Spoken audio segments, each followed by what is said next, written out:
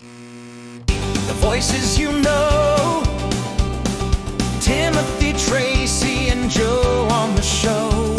From front of house to chefs on the line, every voice can shape the future each time. Every voice can shape. Welcome to another edition of Talking Hospitality, and yes, we have another bonus episode for you. We are again here live at Confex 2026, courtesy of NMG Events. So as you may have seen, if you're watching, but if you're listening, you won't have seen it. Please look at this sign, HR in Hospitality. What is it, and who are the people behind it? Well, let's have a drum roll, everybody. Yes. Jonathan Napier. Hi. Jonathan, welcome to the show. Great to be here. So, Jonathan, before we get into HR in hospitality, I think it's probably quite prudent that we tell our listeners who you are. Okay, so hi, I'm Jonathan Napier. I'm currently HR Director at Jumeirah Carlton Tower, based in Knightsbridge. I've been in hospitality for the last 20 years, and across every facet of it, bars, clubs, nightclubs, restaurant, you name it, I've done it. Now hotels. My time at HR and Hospitality is voluntary. We are a non-for-profit advocacy group that champion HR in hospitality. So HR, actually, because we all hear about HR and what is what if someone's listening and go, we know what HR sort of is, but we don't. How would you describe HR? Okay, so I mean, the cynical side of me would say it's a space for anything else. People don't really know what to deal with. We are jack of all trades, master of none in many ways. But I think in dealing with people, we're there to capture anything people need. So it can be a bit of a mixed bag. But first and foremost, we're there to look after people and make sure that they are protected, looked after, developed, listened to, spoken to. It's really the guiding hand. I always say to people, we're not there to tell anyone what to do. We're there to offer guidance. We're there to offer support. We're there to make sure that everything happens in the way that it should, in the way that it was promised. Yeah.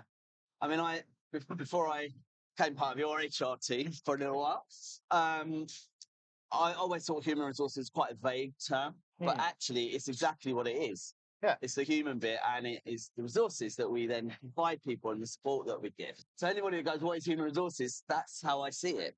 I mean, it's gone through a big evolution, right? I mean, it used to be called personnel. That was very much when it was just payroll and stationery. HR then sort of took over and it started to take on a more complex role. Now it's more commonly referred to as people. Not to be unimaginative or fail to think of a new acronym, but it deals with everything that involves people. And less really the payroll and stationery elements. It's more about how you find people, what you do with them, how you develop them, how you can extract their skills to build a career anywhere. And I mean, that's the best bit for me is that this is, whilst I represent people in hospitality sector, people are everywhere. So you can do this job across any industry and any business. And that makes it really exciting. So, Jonathan, you've talked about HR in hospitality. You've even had a bag in front of your face, hiding you, saying HR in hospitality. What is HR in hospitality then? If somebody walks past it, they see that. What is it? Okay. So HR in hospitality has been around for 30 years. It's actually our birthday next year. We run around 15, 16 events every year, some in person, some online. The aim, as I said, is to champion HR in hospitality, to help advocate for those teams that are so important with a strategic focus, longevity focus, a profitability and productivity focus, and really change the perception that a lot of people still unfortunately hold that HR are there to fire people and put on posters, right? Our events range from educational, such as employment law updates from legal partners. We run a mock tribunal every year with the Law Society, which is just phenomenal. I mean, it's one of those unfortunate things that you only get experience in if you're in it, and that isn't a great first experience for anyone. Yeah. So the mock tribunal's always one of our more popular events. But we also have fun. We have fun and we network. I mean, this is an industry full of people who support each other. So we do a quiz. Yeah. We have an awards ceremony every September, which recognizes the amazing talent, the amazing people, the amazing innovation that happens within our industry. This year, it will be in September, I think September the 12th. So date for your diary. Tickets go on sale soon. There will be links in the show notes below. But we also do important work like salary and benefit survey. I mean, lots of people offer these kind of things, but it really is an incredible piece of work. Yeah. And I think the fact that we're all volunteers, the fact that we give our time means we're a group of people that really care and want this industry to improve and be recognized for what it does. Yeah. So come and join us, get involved, find out. It's amazingly reasonably priced when you look at its competitors. We have special prices for sole operators and individuals, not just the corporate businesses. Yes. But you should definitely come along to our events. Some of them are open to everyone, so come and see us. If you're here at no vacancy, come and check it out. If you're not, check us out online. So we know that HR is quite stressful, can be a lot of hours, and you are quite high up in the HR sphere. What made you think, actually, I want to get involved in HR and hospitality and use up some of my spare time to support this? So 2 things. The first is a personal challenge. So despite people might see looking at this or listen to, I find this kind of thing really hard. I don't find networking with people I don't know very easy at all. I tend to be the person who goes to a room, gravitates towards the person I know and kind of clings to them for dear life. This is obviously very nice because we know each other. But I decided to try and push myself to get out there more. And there were some really incredible people. There are some very incredible people already in HR and hospitality. Shout out to Stephen Williams. And he really encouraged me and took me under his wing and said, you should come to the event, see what we do. And that was the kind of first step. Yeah. You combine that then with the genuine passion, the genuine personal value or mission I have to advocate for HR as a career. I think many people will be familiar with the old adage of it's a stepping stone. It's things that students do while they're waiting for a real job. It's something people kind of fall into. It's not a very intentional career for people. You don't hear, my kids don't say I want to be a hotel manager. Yeah. Or I want to be I want to be a GM. People talk about wanting to be an astronaut or a lawyer or a doctor or these kind of things.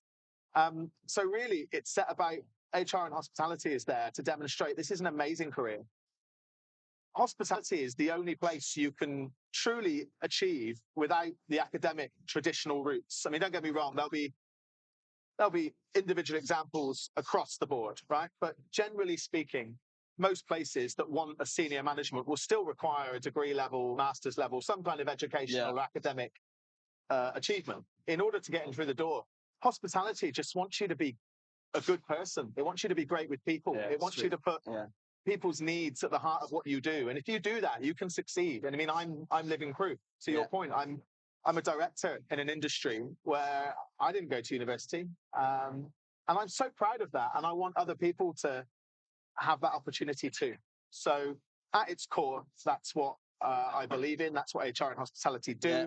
And coupled with the opportunity to try and face my fears, to meet people, to talk to people, it's the perfect place. Perfect. I've got 2 questions for you. Two more questions.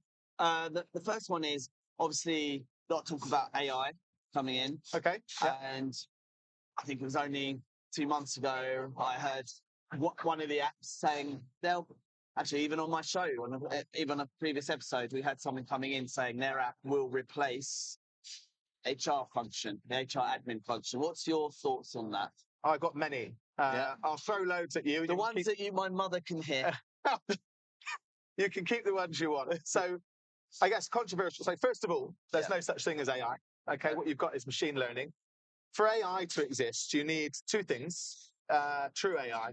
You need quantum computing, which means, in layman's terms, that you can have simultaneous decision making happen at the same time. So if you're talking binary code, it's 0 and 1 together. It doesn't just have to be one or the other. And at the moment, those things only exist few and far between. Okay.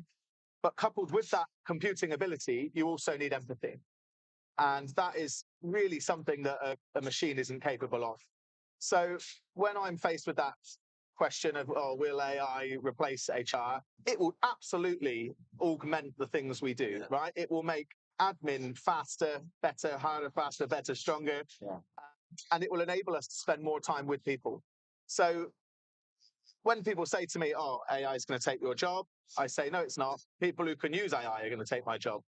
And that's really what I'd ask everyone to take away from that little snippet, if you want one, is lean into this. Whether it's about concerns with your children or younger people using the internet, or whether it's will AI replace your job, you're not going to solve that problem by shutting it out and ignoring it or banning it. That's right. You need to embrace it. You need to learn about it. You need to become an expert in it. And you will find the bits of it that make your life, your job, your role much easier, and you'll become more effective as a result. No, I think if you're resistant to it, it's too late. Yeah. The genie's out the bottle. Oh, it's here. And for people that are worried about privacy and all this, like, if you're on Facebook or Instagram, that's already gone. If you're on WhatsApp, it's already gone. So let's not worry about And this. even if, like me, you think you're, because you're not on any social media, I've got a club card. Yeah. They know, Tesco know everything about me.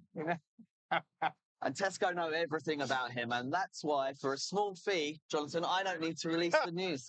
Okay, so, but that's a really, really good point. And I think it is about embracing AI, and we've got to stop having these fear conversations around it. Jobs will change. Some jobs will go, but then we've also had thousands of jobs that didn't exist 50 years ago. Yeah. And there are still plenty of people working. So I agree with you on that. So, Jonathan, anybody who may be in hospitality already and is thinking of looking to work in HR, or is right at the beginning and wants to work in HR, what advice would you give them?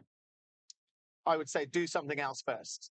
So I'm more effective, I believe, in my role because I was an operator. So if you've got lived experience in the thick of it, operationally, being a chef, being a bartender, being a bar back, being a manager, the things that we want people to do, there's a reason for them. We can give you the reason, but we have to translate it to your language. We have to translate it to your world. Why is it important for you? What difference is that going to make when I'm trying to get this customer to do X?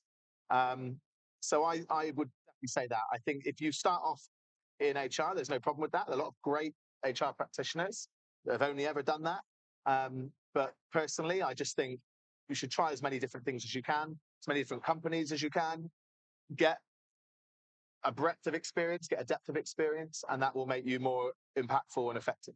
Yeah, I agree. To be able to speak to the people that you're serving, you really do need to know what their issues are. Yeah. And you can only do that if you've got experience doing it. Otherwise, it's theory. You can't know everybody's experience, but to be able to speak the same language is essential to do that job. So I totally agree with you. Thank you very much, Jonathan. It's really nice to see you. Have a really best of luck with the rest of your day. Anybody that's interested in HR and hospitality, we will have show notes and links. So please do check out the podcast. It will be underneath there. And Jonathan, if they want to get hold of you directly, what's the best way to do that? I am on LinkedIn, no other social media. But yeah, you can find me on LinkedIn. HR and hospitality are also on there, or you can check the website. Okay, and the links again will be in the show notes. Big thank you to our sponsors, Graphic Kitchen and HJ UK, Hospitality Jobs UK, for supporting the podcast. And of course, again, to MMG Events for making this happen today. The voices you know.